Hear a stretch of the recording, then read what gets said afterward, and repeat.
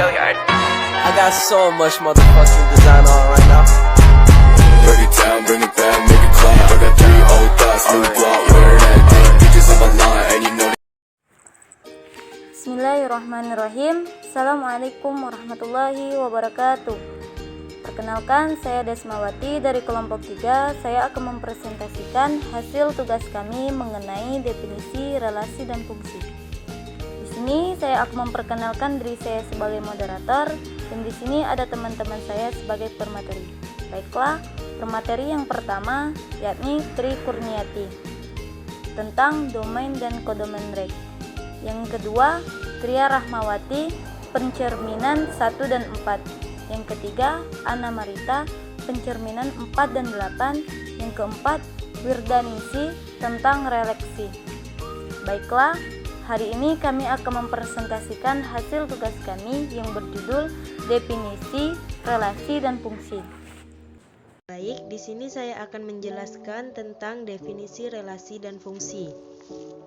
Relasi merupakan hubungan antara dua himpunan dengan himpunan yang lain, sedangkan fungsi adalah suatu relasi khusus yang memasangkan setiap anggota daerah asal A domain dengan satu anggota kawan B atau kodomain. Himpunan A disebut daerah asal atau domain, himpunan B disebut daerah kawan atau kodomain. Relasi dari dua himpunan dapat dinyatakan dengan 3 cara, yaitu A. Diagram panah, B. Diagram kartesius, dan C. Himpunan pasangan berurut. Definisi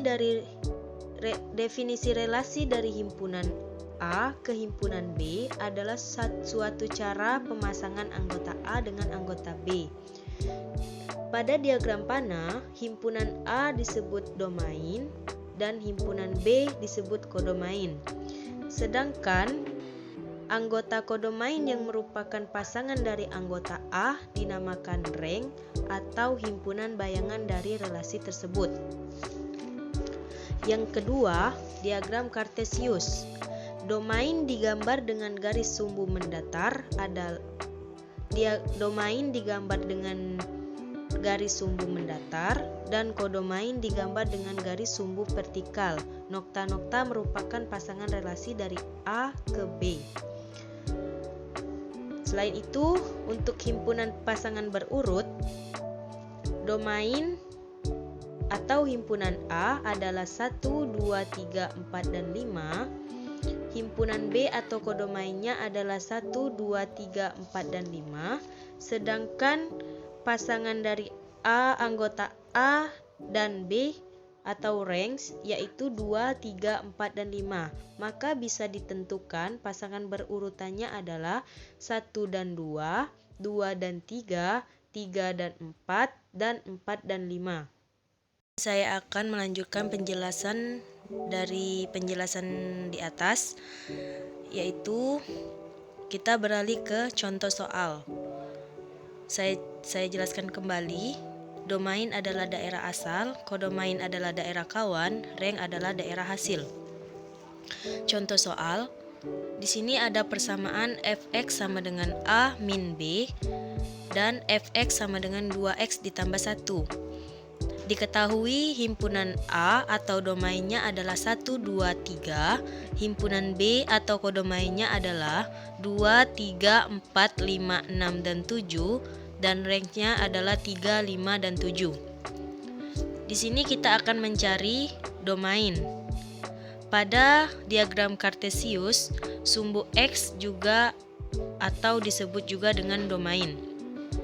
Di sini diketahui X sama dengan 1, kita masukkan rumus Fx sama dengan 2X ditambah 1. Karena tadi diketahui X-nya adalah 1, maka kita tinggal memasukkan X-nya, nilai X-nya adalah 1.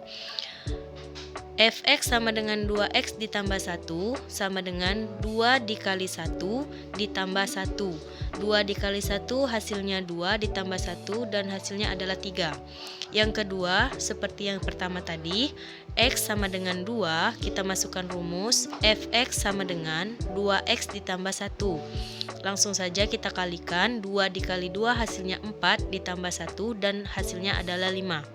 Yang ketiga, X sama dengan 3, kita masukkan rumus Fx sama dengan 2X ditambah 1 sama dengan 2 dikali 3 ditambah 1 sama dengan 6 ditambah 1 dan hasilnya adalah 7. Baiklah, melanjutkan materi yang dijelaskan oleh teman kita tadi. Di sini saya akan menjelaskan materi refleksi pencerminan. Refleksi pencerminan sendiri itu terbagi menjadi beberapa bagian. Yang pertama, ada terhadap sumbu X. Nah, terhadap sumbu X ini rumusnya adalah X, min Y. Kita ambil contoh, tentukan bayangan setiap titik jika ditentukan terhadap titik X. Q min 3,4. Maka jawabannya adalah Q aksen min 3, min 4. Sebenarnya ini tinggal dipindahkan saja. Kenapa 4 bisa menjadi min? Karena di rumusnya sudah ditentukan. Jadi 4 itu bagaikan min Y dan tinggal ditambah min. Nah, yang kedua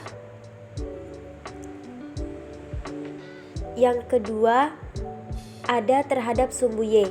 Rumusnya Y min X, Y. Langsung saja kita ambil contoh.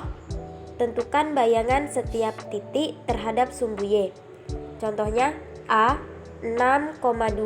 Maka jawabannya adalah A aksen min 6,2.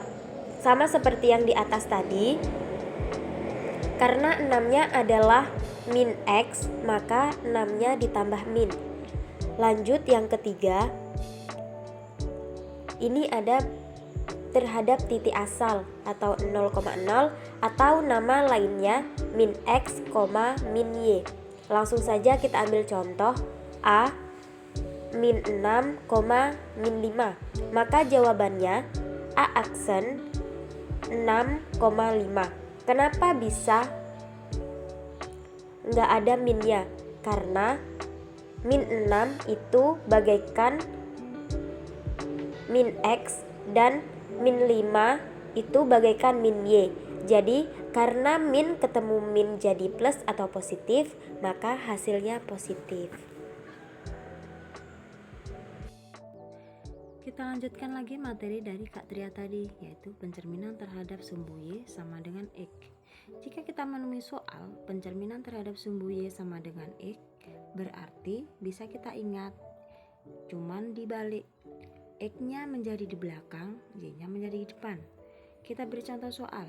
Jika diketahui P min 8, min 6, berarti P absennya adalah tinggal kita balik saja menjadi min 6, min 8.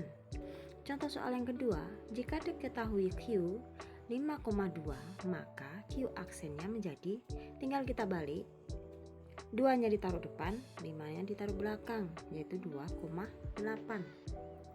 Selanjutnya, pencerminan terhadap Y sama dengan min X. Jika kita menulis soal terhadap Y sama dengan min X, bisa kita ingat rumusnya adalah dibalik, dikasih min dua-duanya. Kita beri contoh soal. Diketahui titik A 6, min 5. Jika direfleksikan terhadap sumbu Y sama dengan min X, menjadi A aksennya adalah, kita cari A 6, min 5. Rumusnya tadi min Y, min X. Jadi A aksennya kita balik, dikasih min 5, dimasukkan rumusnya min Y, menjadi min ketemu min jadinya plus, yaitu 5. Sedangkan 6 dimasukkan rumus min X menjadi min 6. Jadi bisa diketahui A aksennya adalah 5, min 6. Selanjutnya, pencerminan terhadap sumbu X sama dengan A. X sama dengan A berarti yang kita kasih rumus adalah yang X. Y-nya tetap, yaitu 2A min X, Y. Contoh soalnya, diketahui titik A min 4,8. Dicerminkan terhadap garis X sama dengan 4. Di sini A-nya adalah 4. Maka bayangan A aksen adalah Jawabannya kita cari A aksen, yaitu rumusnya tadi 2A min X, Y. Kita masukkan 2 kali A-nya tadi adalah 4, dikurangi X-nya adalah min 4, Y-nya adalah 8. Ketemunya 2 kali 4 sama dengan 8, dikurang min 4, jadinya plus 4,8. 8 ditambah 4 sama dengan 12,8. Maka A aksennya adalah 12,8. Selanjutnya, pencerminan terhadap Z sama dengan B. Jika ada soal pencerminan terhadap Z sama dengan B, berarti yang kita kasih rumus adalah yang Z. Kalau tadi terhadap A, berarti yang kita X sama dengan A, berarti yang kita kasih rumus adalah yang A. Sekarang Z sama dengan B, berarti yang kita kasih rumus yaitu B-nya, yaitu Z-nya, X-nya tetap. Contoh soal, jika diketahui A min 2,5, berapa bayangan A aksen jika dicerminkan terhadap Z sama dengan min X, Y sama dengan min 5. Jadi B-nya di sini diketahui adalah min 5. Maka A aksennya adalah X, 2B min J. Kita masukkan X-nya tadi adalah min 2, 2, B-nya min 5, min Z-nya adalah 5. Kita jumlah, min 2 tetap, 2 kali min 5 sama dengan min 10, dikurangi 5, menjadi min 2, min 10 dikurang 5, yaitu min 10. Jadi A aksennya adalah min 2, min 10. Baiklah, materi selanjutnya akan dibawakan oleh Kak Wirda. Saya persilahkan Kak Wirda. Baiklah, melanjuti materi yang dijelaskan teman kita tadi. Di sini saya akan menjelaskan operasi aljabar fungsi. Untuk penjabaran fungsi, caranya tinggal jumlahkan saja fungsi-fungsi yang sudah diketahui dengan menjumlahkan unsur-unsur yang sama. Begitupun dengan operasi pengurangan fungsi, tinggal dikurangkan atau selisihkan saja fungsi-fungsi yang diketahui. Ada juga perkalian fungsi dengan skalar, yang mana skalarnya dikalikan dengan setiap unsur dari fungsi yang diketahui. Kita ke latihan soal yang pertama. Di sini soal pertama diketahui fungsi f(x) sama dengan x kuadrat plus 5x min 7 dan fungsi gx sama dengan 2x plus 1. Tentukan f plus g. Untuk f plus g artinya kita akan menjumlahkan fungsi f(x) dan fungsi gf, di mana fungsi f(x)-nya adalah x kuadrat plus 5x min 7 dan fungsi gx adalah min 2x plus 1. Sehingga jika dijumlahkan setiap unsur yang sama, akan kita dapatkan x kuadrat plus 5x plus min 2x adalah min 3x dan min 7 plus 1 adalah min 6, sehingga tadi yang f plus g adalah jumlahnya x kuadrat plus 3x min 6. Soal yang kedua, diketahui fungsi f(x) sama dengan 2x kuadrat min 12x plus 6. Nah, di sini tentukan 3f dan setengah f. Untuk f artinya 3 akan dikalikan dengan fungsi f(x) yaitu 2x kuadrat plus 12x plus 12x plus 6. Nah, 3 di sini akan kita kalikan ke setiap unsur dari fungsi f(x). Sehingga 3 dikali 2x kuadrat menjadi 6x kuadrat. 3 dikali min 12x adalah min 36x dan 3 dikali 6. 3 dikali plus 6 adalah plus 8. Sehingga 3f adalah 6x kuadrat min 36x plus 18. Untuk setengah X-nya artinya kita akan mengalikan setengah dan setiap unsur dari fungsi fx, yaitu 2x kuadrat min 12x plus 6. Sehingga hasilnya adalah setengah dikali 2x kuadrat menjadi x kuadrat. Setengah dikali min 12x menjadi min 6x. Dan setengah dikali plus 6 adalah plus 3. Sehingga setengah F adalah x kuadrat plus 6x plus 3. Soal yang ketiga. Diketahui fungsi fx sama dengan x kuadrat plus 6 min plus x min 6 dan fungsi gx sama dengan x min 2. Tentukan f dikali g. F dikali G artinya fungsi fx akan dikalikan dengan fungsi gx, di mana fungsi fx-nya adalah x kuadrat plus x min 6 dan fungsi gx-nya adalah x min 2. Selanjutnya akan kita kalikan unsur dari fungsi fx dengan unsur fungsi dari gx. Pertama akan kita kalikan x kuadrat dengan x, kemudian x dengan x, dan min 6 dengan x. Selanjutnya baru x kuadrat dengan min 2, x dengan min 2, x 6 dengan min 2. Sehingga akan kita dapatkan x pangkat 3 min x kuadrat min 6x dan min 2x kuadrat min 2x plus 12. Kemudian akan kita sederhanakan fungsinya menjadi x kuadrat x pangkat 3 dan x kuadrat min 2x kuadrat adalah min x 2 min x kuadrat. X